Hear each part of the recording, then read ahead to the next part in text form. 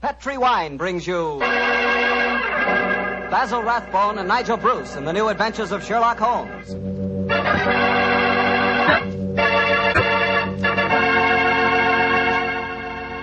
The Petri family, the family that took time to bring you good wine, invites you to listen to Dr. Watson tell us another exciting adventure he shared with his old friend, that master detective, Sherlock Holmes. Oh, and say, I'd like to tell you about something myself. I'd like to tell you about the wine that more Americans prefer than any other wine. That wine is port. And if you want to know why port is such a favorite, just pour yourself a glass of wonderful Petri California port. Look at that Petri port. Look at its glowing, deep red color. And sample that aroma. It'll remind you of a walk through a dew-covered vineyard. And now taste that Petri port. Boy, you've got something. Petri port is one of the most delicious wines ever poured from a bottle. Right then and there, Petri port will become your favorite wine. I'm confident of that. And I'm sure you'll want to serve Petri port to your friends, too. After dinner or any time they drop in for a visit.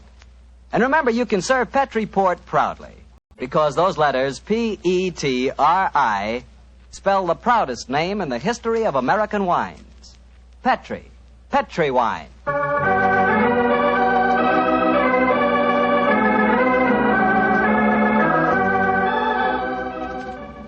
And now I'm sure our good friend Dr. Watson's ready for us. Let's go in and join him. Come in. Ah, there you are, Mr. Bartell. Good evening. Oh, excuse me, Dr. Watson. I didn't know that you had company. Shut the door, my boy, and come in and join us. Let me introduce you, Mr. Bartell. This is my friend, Mrs. Campbell. How do you do, Mrs. Campbell? How do you do, Mr. Bartell? Mrs. Campbell is a very old friend of mine from England, and when she called on me today, I persuaded her to stay and have dinner, and then join us in this little session of storytelling. You see, Mr. Bartell, she's what you might call the star of the Sherlock Holmes adventure that I'm going to tell you tonight. Oh, come now, Dr. Watson. I actually played a very small part in the story. In any case, I was much too young at the time to know what was really going on. Say, this is a great idea, Doctor. One of the characters out of your fabulous past here in California in 1946 and helps tell her own story. Oh, no, Mr. Bartell. I'm no storyteller. That's the doctor's department. I'll just listen. No, my dear. I'll set the scene, but you must ring up the curtain, as it were. In any case, my memory isn't too clear on some of the early points in connection with the case. You will have to help me out. Oh, but you're talking to millions of listeners on the radio. I'd be terrified to speak over the air. We're on the air now, Mrs. Campbell. Oh, we're not, are we? Oh, dear. No. Don't worry, Cynthia. If they're kind enough to listen to me week after week, I'm sure they'll be delighted to hear you. And now, to get on with the story. The title, The Adventure of the Living Doll. The setting, the Sussex Downs, near the bee farm to which Sherlock Holmes retired. The period, 1910. And now, Cynthia, my dear, the curtain's going up, and the first scene belongs to you. Supposing you set it for us. Well, I'll try. We were living on the Sussex Downs also, Mr. Bartell, at that time. My name was then Cynthia Browning. My father, Arthur Browning, had been dead for some years, but my mother kept up the estate with a manager, a Miss Hugh Tanner. I was away at school most of the year, of course, but the happiest times of my childhood were spent during those long summer months in Sussex. I lived in a small world, knowing only a few people and loving all of them, or almost all. First of all, there was Mother herself. She was the most beautiful woman in the world, and the sweetest. I remember she gave me a puppy on my 12th birthday. His name was Dusty, and he was so sweet. I talked to Mother about him one day. I must have sounded terribly young. Mommy, darling, I do love Dusty. Very, very much. He's a lovely puppy, and you gave him to me. You love him, Cynthia. I know that. But I've been feeding him. That's your job, darling. It's good for grown-up people to have responsibility. Oh, Mommy, I'll feed him. Of course I will. I'll feed him so full, he'll burst. Then there was the estate manager, Hugh Tanner. Such a pleasant man, and so willing to tell a 12-year-old all the things that a 12-year-old has to know or die. But, Mr. Tanner, why did you have to shoot the horse? He'd only broken his leg. Cynthia, horses aren't like human beings. Their legs won't mend. Now think of a horse that couldn't frisk and run and gallop across the downs. We're actually being kind to him. Honest we are, Cynthia. And then there was Frank King, the painter who lived on the downs. He taught me to open my eyes and really see things. No, Cynthia. That sunset isn't red. It's gold and rust. And the water, child, look at it. It's almost rose in this light. Rose flecked with cobwebs of eggshell blue. Cynthia, darling, a sunset's never just one color. Do try and remember that, won't you? And then there was Mr. Pound from the city. I gathered that he was terribly rich and he wanted to marry Mother. But he certainly didn't understand little girls. Cynthia, I'm going to give you £50 for being a very good little girl. Now, tell me, what will you do with it? I'll buy something for Mummy. Oh, no, my dear. This is your own money. You put it in the savings account at the post office, and it'll make more money for you. Always remember, my dear, take care of the pennies, and the pounds will take care of themselves. Then there was the wonderful wise woman who knew all the things that aren't in books. Always remember, my bunny, that it's good luck to touch the hump of a hunchback. But the curse of Beelzebub himself will be upon ye if ye look at a sliver of silver moon through the glass. And then the strangest and most wonderful of them all was the lean, middle-aged man with a sharp face and the bee-net whom I met one day on the downs. Good afternoon, young lady. Good afternoon. I'm Cynthia Browning. My name is Holmes. Sherlock Holmes. Why are you carrying that net? You looking for butterflies? Oh, no, Cynthia. I'm a bee farmer. Bee farmer? Oh, that sounds funny. How do you farm bees? Well, come over to my place one day and I'll show you. I say, that's a beautiful doll you're carrying. It isn't a doll. It's my mascot. It was given to me by Frank King, the painter. He made it for me. He made it to look as much like me as possible. I call her me. It's a remarkable likeness. See the hair? That's clippings off my hair. And the nails?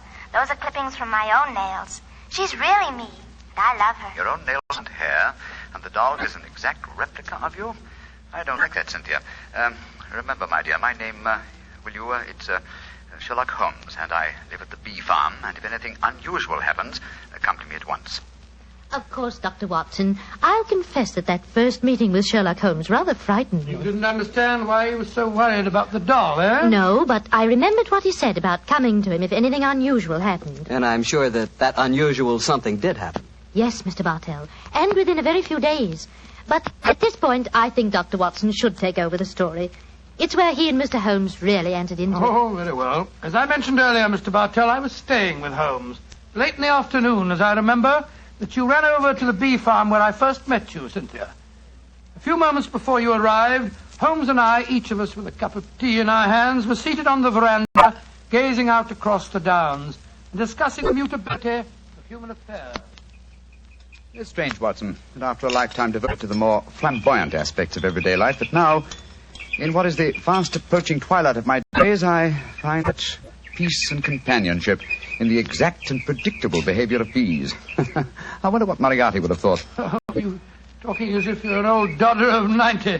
You say what you like, but I don't think that you'll ever really be happy in retirement. You miss the danger, the excitement of the case, the public acclaim. What are you talking about? My work was never for the public. What did the public, the great unobservant public, who could hardly tell a weaver by his tooth or a typesetter by his left thumb, care about the finer shades of analysis or deduction? In any case, Watson, I chose a happy time to sink into oblivion. In comparatively recent years, the criminal seems to have lost all his originality and enterprise. My own little practice, when I gave it up, seemed to be in danger of developing into an agency for recovering lost lead pencils or giving advice to young ladies from boarding schools. Oh, talking of young ladies, who's this little girl running up your driveway? Oh, great Scott, it's little Cynthia Browning. Oh, and who's she? Oh, a charming young neighbor of mine. Hello, Cynthia. Hello, Mr. Holmes. You've come to see how I farm bees, haven't you? No, Mr. Holmes. You told me to come to you if something unusual happened. It has. Something that's frightened me. Well, now, sit down, my dear. This is my old friend, Dr. Watson. Oh, how do you do, Cynthia? How do you do? Now, Cynthia, dear, what has frightened you? It's my mascot. My me. Look, somebody stabbed her through the heart. Great Scott, a doll that's an exact replica of her, with a penknife thrust into it. Good gracious me. When did you find your mascot like this? Just after tea. Mommy had some gentlemen calling on her, and afterwards I went up to my room and found poor me on the bed. I remembered what you told me about anything unusual, and so I came over here as fast as I could. Yes, I'm glad that you did, Cynthia. But did you tell your mother where you'd gone with her? No, I didn't. She was still talking to the gentleman. Well, she'll worry about you when she discovers your disappearance. No, don't worry, Watson. I shall go over and talk to her at once. Cynthia, my dear. Yes, Mr. Holmes? Who were the gentlemen calling on your mother? Well, there was Mr. Tanner. Yes. He's the man who looks after the estate for Mummy. Mr. King, the painter. Mr. King is the man who made this doll, eh? Now, who else was there? Mr. Pound. He's a businessman from London that's staying with Mummy. And they were all present in your house when you found the mascot lying on the bed. Yes, Mr. Holmes. Watson, old chap. Yes, sir? I'm going over to see Cynthia's mother at once. I want Cynthia to stay here with you. Guard her, old chap, as you would your life.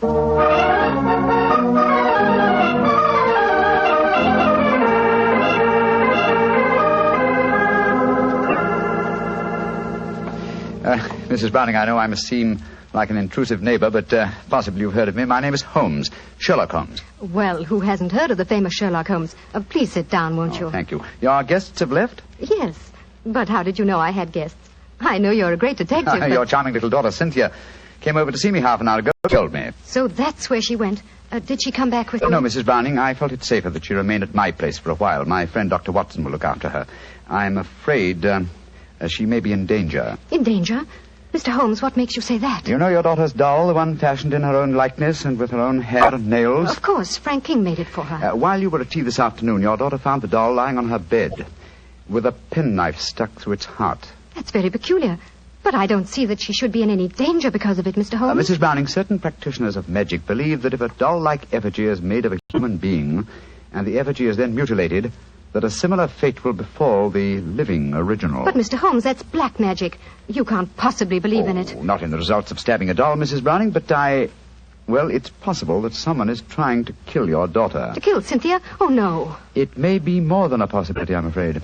And when these magical means fail, they will turn to more direct methods. But who could possibly want her death? You have not remarried, Mrs. Browning? No, I feel it my duty to devote my life to Arthur's child, Cynthia. Yes, then anyone wishing to marry you might feel that Cynthia stood in the way. But that's absurd. But logical, Mrs. Browning. Do you mind if I ask you a very personal question? With Cynthia's safety at stake, you may ask any question. Are any of the three men who were present at tea this afternoon desirous of marrying you? Well, Please be completely honest, Mrs. Browning. At different times, they've all asked me to marry them, yes.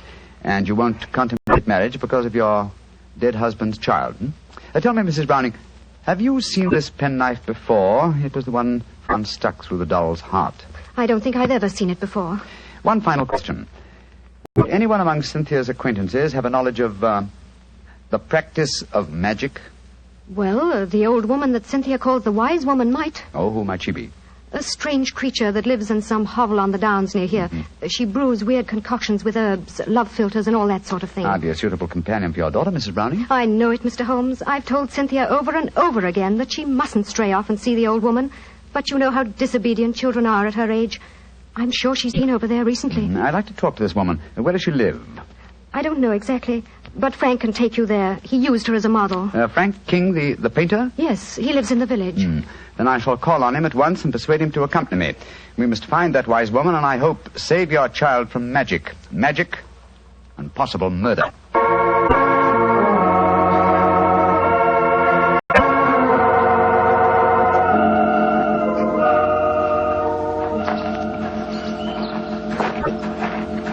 Much further, Mr. King? Only a few more yards, Mr. Holmes.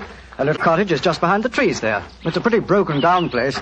Poor old girl has only a few pennies to her name, I imagine. Mrs. Browning was telling me that you used this old woman as a model. Yes, she was a fascinating subject. I painted her. She was mixing up some devil's concoction of herbs and spices. I had her standing over a smoking cauldron with the firelight playing on her. It was quite effective. Yes, it must have been. The subject of witchcraft appeals to you, Mr. King? Well, I don't know anything about it. It was just that she was such a wonderful subject for a painter. Here we are. I'll knock on the door.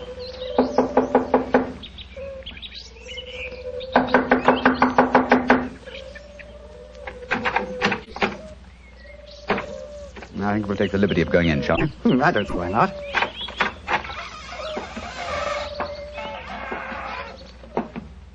Shh. What is it? Listen. It came from that room. Someone is here. Come on.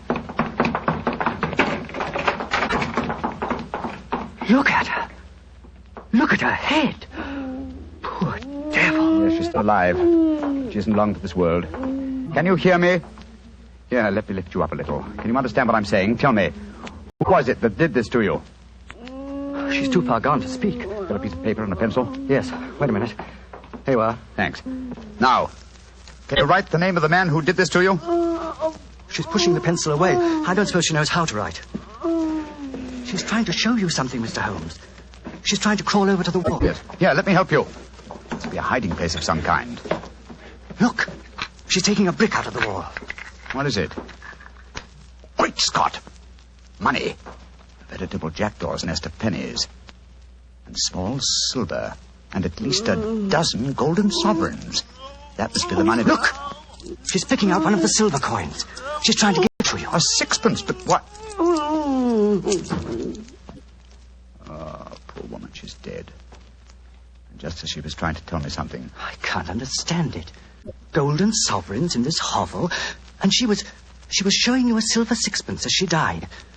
Mr. Holmes, what are you going to do? First, check on the young girl's safety.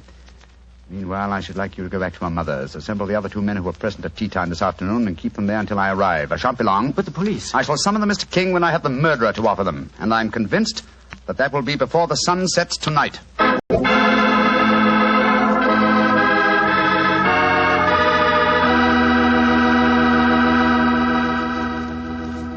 We'll hear the rest of Dr. Watson's story in just a second.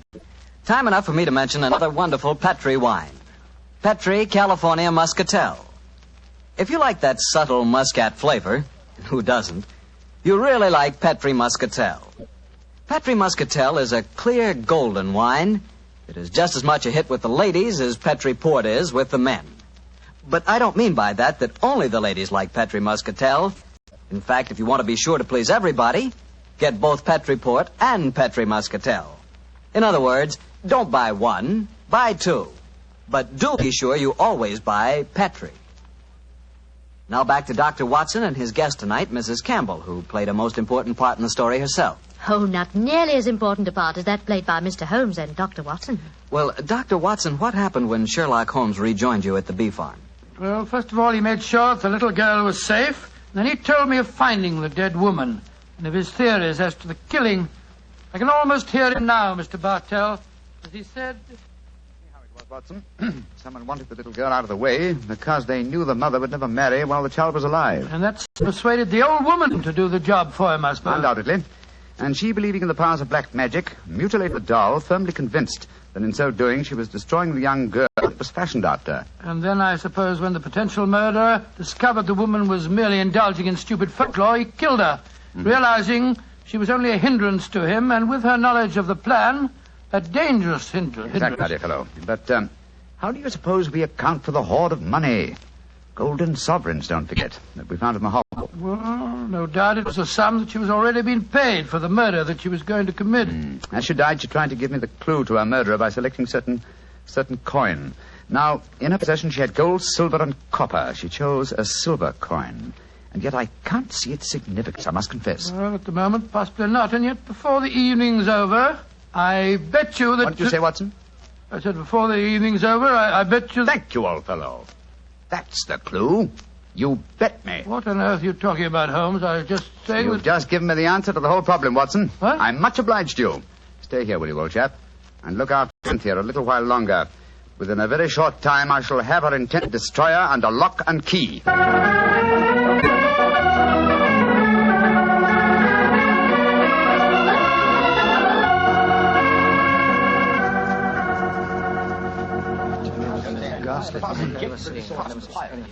Mr. Holmes, I'm glad you've come. I've had the greatest difficulty in persuading these three gentlemen that their presence was necessary. Within a few minutes, Mrs. Browning, two of them will be entirely free to leave if they want to. I think it's a good idea to tell everyone what happened.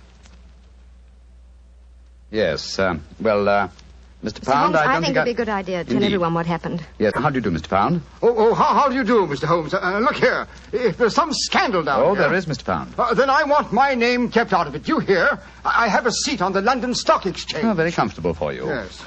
And the other gentleman, by the process of elimination, must be Mr. Hugh Tanner, the manager of your estate, Mrs. Brown.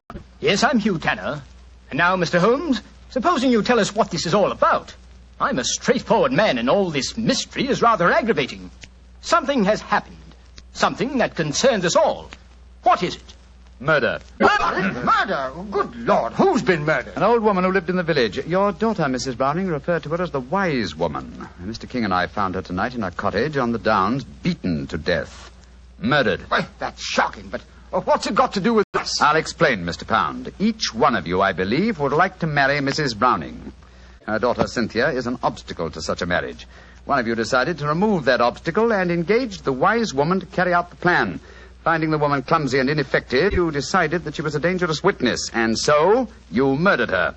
Fortunately, the poor woman, as she was dying, gave me the clue to her murderer. But how did she do that, Mr. Holmes? I thought you said that she died without speaking. She did, Mrs. Browning, but she gave me the clue nonetheless, though I was shockingly slow in spotting it. Well, what was the clue? Yes, let's stop being mysterious and come out into the open. You were with me, Mr. King. As she died, I shall let you tell them. Well, she was dying, unable to speak when Mr. Holmes asked who had attacked her.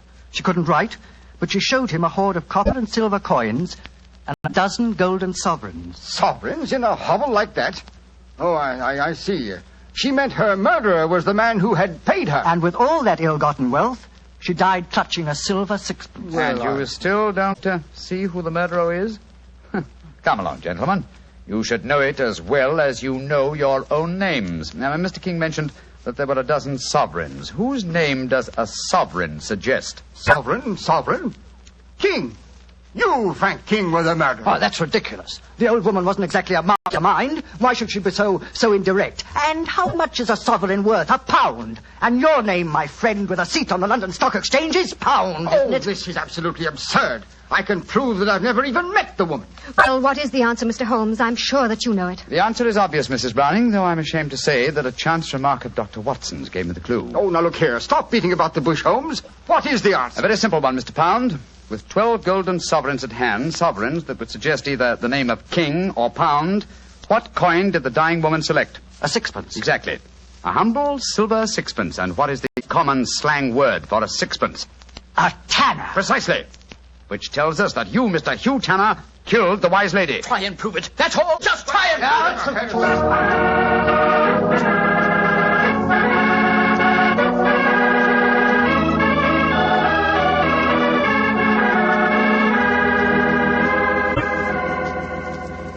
Holmes, what happened? I found the murderer, old chap. Thanks to you. What do you mean, thanks to me? Well, I was thinking of a sixpence, the coin the dead woman clutched in her hand, as sixpence.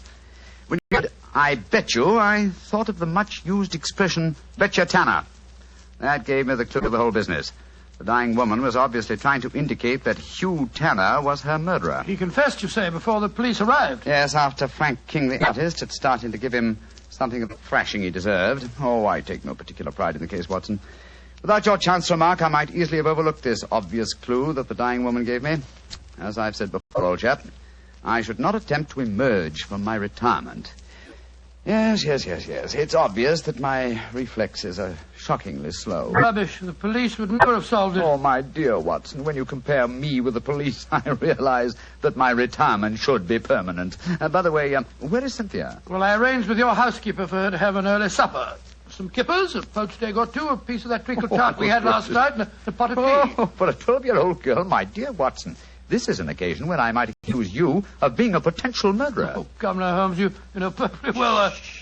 Here she comes now. Hello, Cynthia. Did you enjoy your supper? It was lovely. Thank you, Mr. Holmes.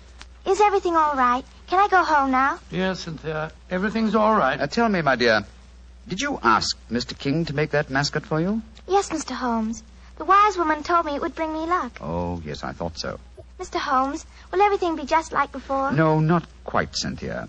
Mr. Tanner and the wise woman have gone away. You won't see them again. Oh, dear. But you have new friends here, haven't you? Yes, and nice ones. Remember that, Cynthia. We'll always be your friends. I will, Dr. Watson. I like you both so much. Ah, I'm glad. And tell me, Cynthia, do you like Mr. King, the artist? Oh, yes. Almost as much as I used to like my daddy. Oh. He's like my daddy, a little. Oh, I'm glad to hear you say that, Cynthia. Tell your mother the same thing, will you? I think it might change a peculiarly foolish notion of hers.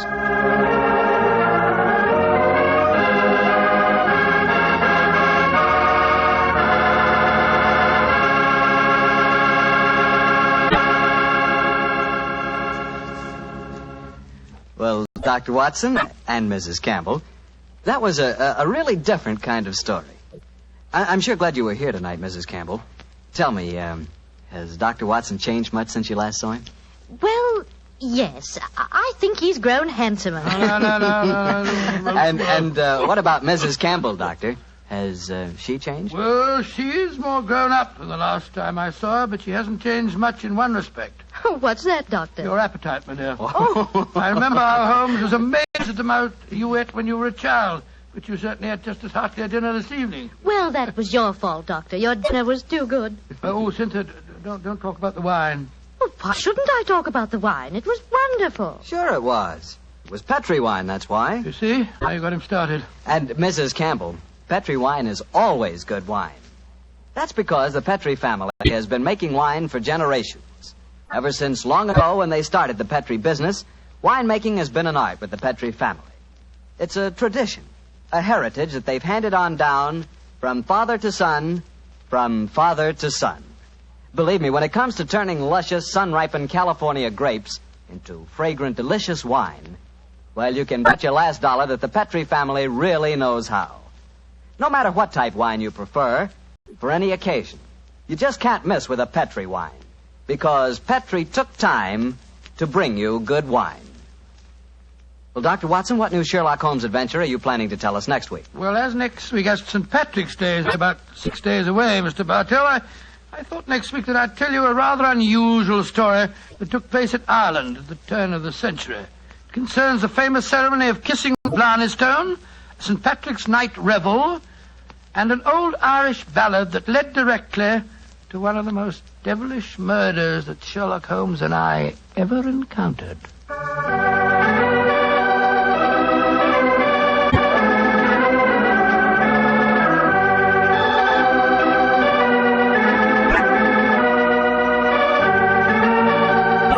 Tonight's Sherlock Holmes adventure was written by Dennis Green and Anthony Boucher and was suggested by an incident in the Sir Arthur Conan Doyle story, The Adventure of the Copper Beeches. Music is by Dean Fossler. Mr. Rathbone appears through the courtesy of Metro-Goldwyn-Mayer, Mr. Bruce through the courtesy of Universal Pictures, where they are now starring in the Sherlock Holmes series. You can read about the stars of our broadcast in the April issue of Everybody's Digest. The Petri Wine Company of San Francisco, California, invites you to tune in again next week, same time, same station. Sherlock Holmes comes to you from our Hollywood studios.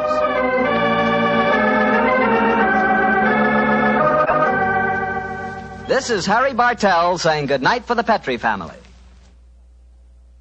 For a solid hour of exciting mystery dramas, listen every Monday on most of these same stations at 8 o'clock to Michael Shayne, followed immediately by Sherlock Holmes. This is the Mutual Broadcasting System.